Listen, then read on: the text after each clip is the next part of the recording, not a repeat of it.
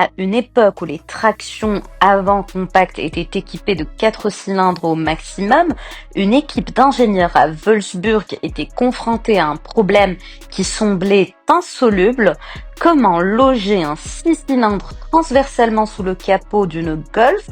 L'exigence était claire, le moteur devait être raffiné, monter facilement dans les tours et en même temps être suffisamment compact pour tenir entre les passages de roues d'une compacte. Les moteurs V6 conventionnels étaient trop larges, les 6 cylindres en ligne trop longs. Les ingénieurs de Volkswagen ont trouvé la réponse dans un brevet presque oublié des années 20, le moteur VR avec un angle de cylindre de seulement 15 degrés. Un angle si étroit que les 6 cylindres tenaient sous une seule culasse, à un angle si compact qu'il ressemblait à un gros 4 cylindres. En mars 91, cette prouesse d'ingénierie fut présentée pour la première fois au public au Salon de l'Automobile de Genève, dans la Volkswagen Passat B3, mais la véritable sensation devait suivre en septembre, la Golf 3 VR6. Le nom VR6 n'est pas un gadget marketing, mais un langage d'ingénierie précis. V pour la disposition en V des cylindres, R pour ranger, car avec un angle de banc de 15 degrés, ce moteur est si étroit qu'il semble presque être un moteur en ligne, alors qu'un V6 classique avec un angle de 60 ou 90 degrés nécessite 2 culasses séparées. Le VR6 n'en a qu'une seule. Cela permet d'économiser du poids, de l'espace et des coûts. Le défi des conduits d'admission de longueurs différentes en raison de la disposition décalée des cylindres. La solution fut un chef-d'œuvre de dynamique des fluides, un collecteur d'admission optimisé géométriquement qui, malgré les longueurs de canaux différentes, fournissait un mélange air carburant uniforme à chaque cylindre. Le résultat fut un moteur qui, à partir de 2792 cm3, envoyait 174 chevaux à 5800 tours et un couple impressionnant de 235 Nm à 4200 tours aux roues avant. Le sprint de 0 à 100 prenait 7 secondes 6, une performance notable pour une traction avant en début des années 90. Mais le plus spécial n'était pas la puissance brute, c'était la manière dont ce moteur l'a délivré. Là où la GTI hurlait avec son 4 cylindres et devait être forcée de monter en régime, le VR6 ronronnait avec une douceur soyeuse.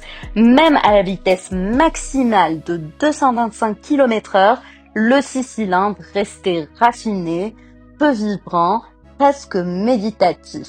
La sonorité était incomparable, un mélange du grondement guttural d'un V6, de l'onctuosité d'un 6 en ligne.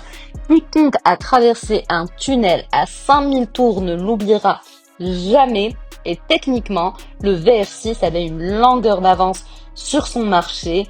Injection électronique avec Bosch Motronic, injection séquentielle, allumage cartographié, poussoir hydraulique pour un fonctionnement sans entretien.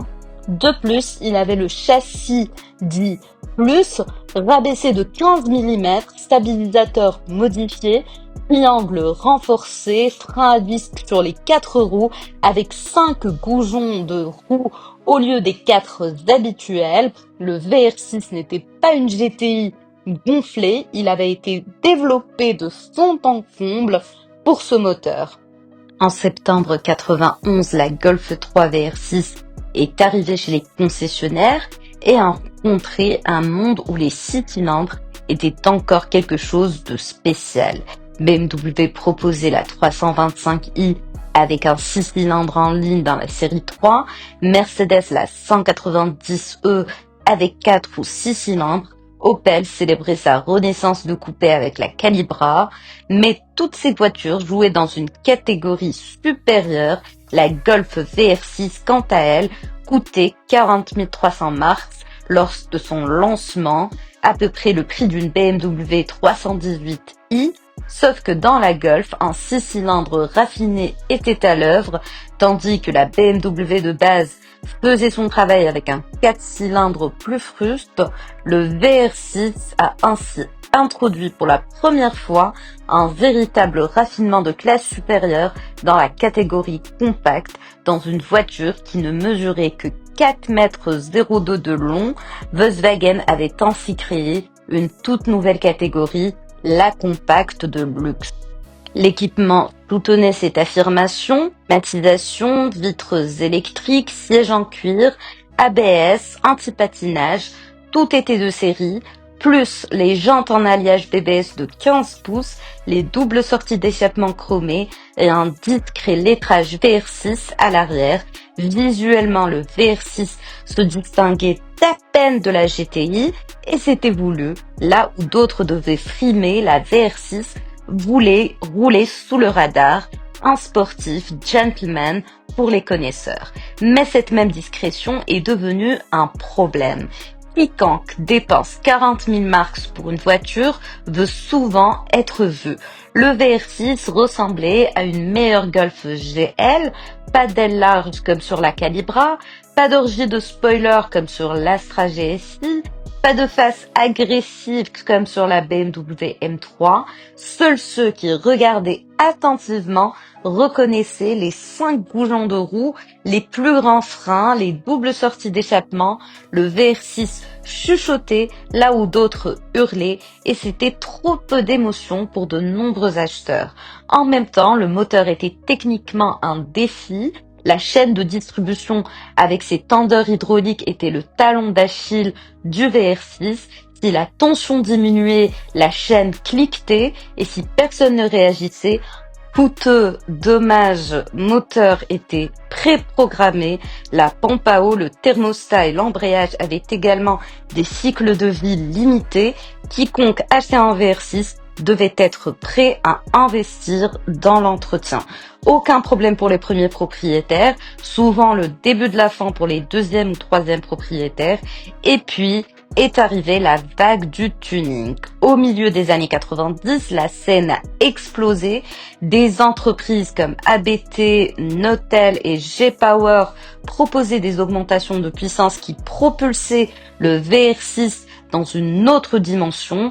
Turbocompresseur, compresseur, moteur alésé. Soudain, on pouvait tirer 300, 400, voire 600 chevaux du VR6.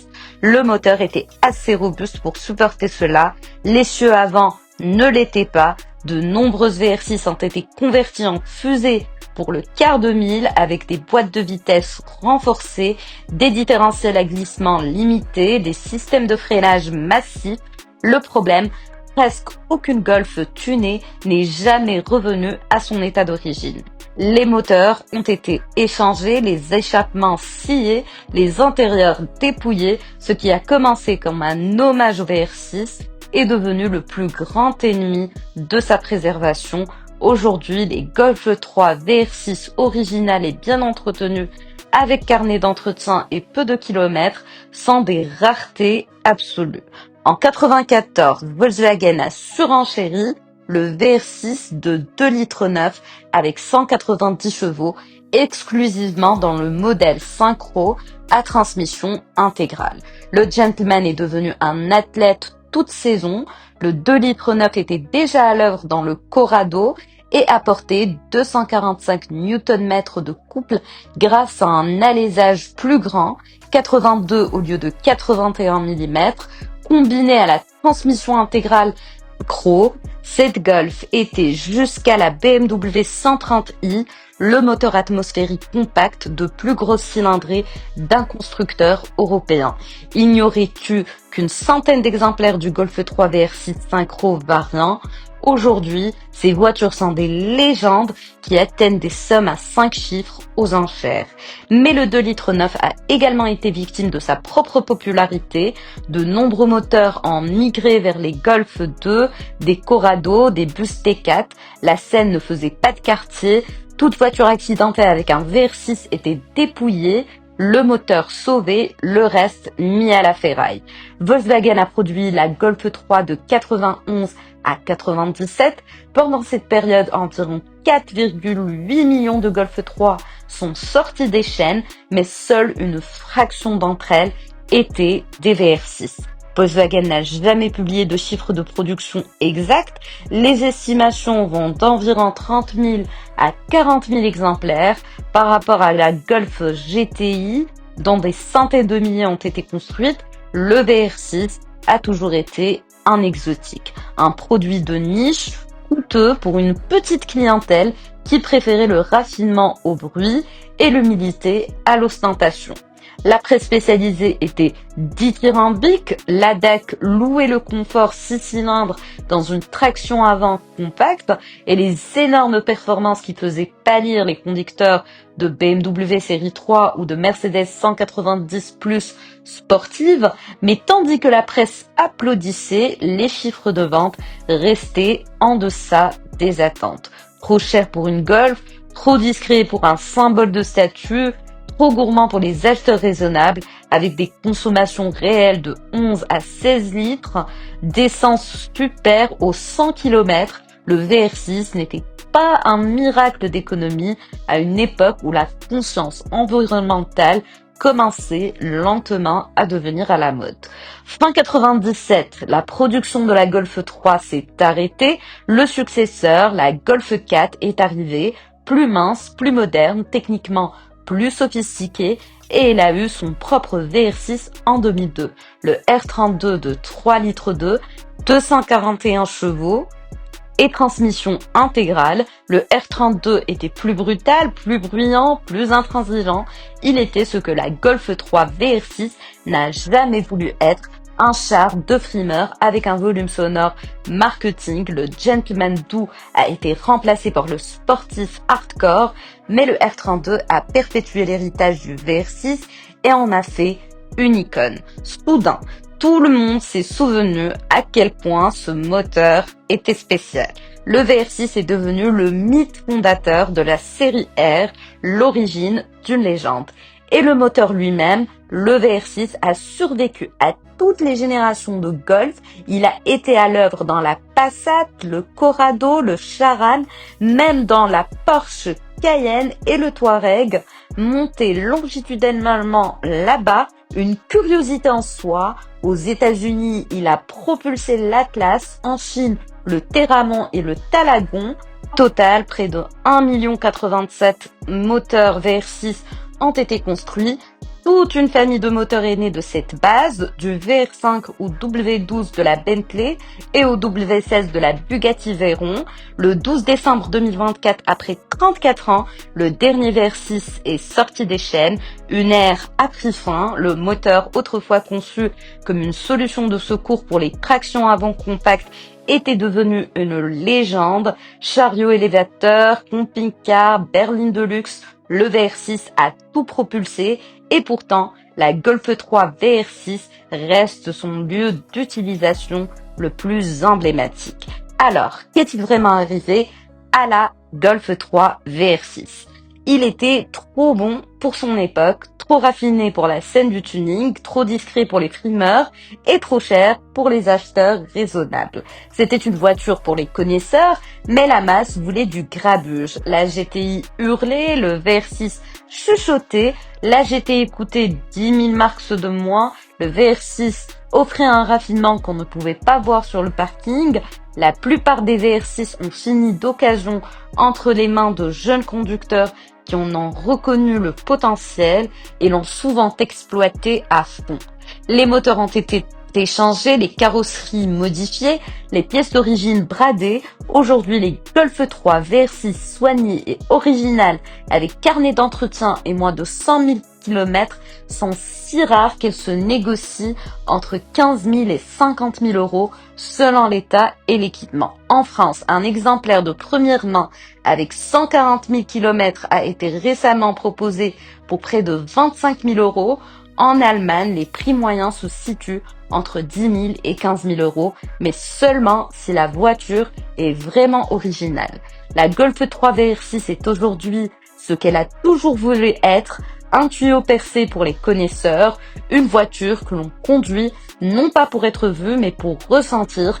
Quiconque démarre un VR6 aujourd'hui entend une sonorité qui n'existera plus.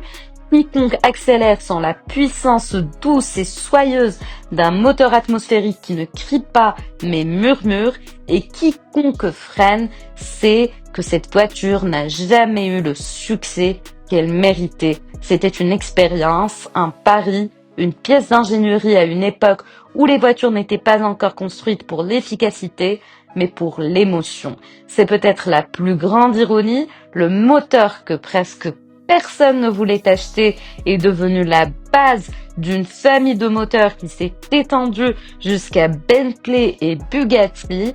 La Golf que presque personne ne comprenait est aujourd'hui un classique recherché, et la sonorité que si peu de gens appréciaient à l'époque résonne aujourd'hui dans les souvenirs de toute une génération.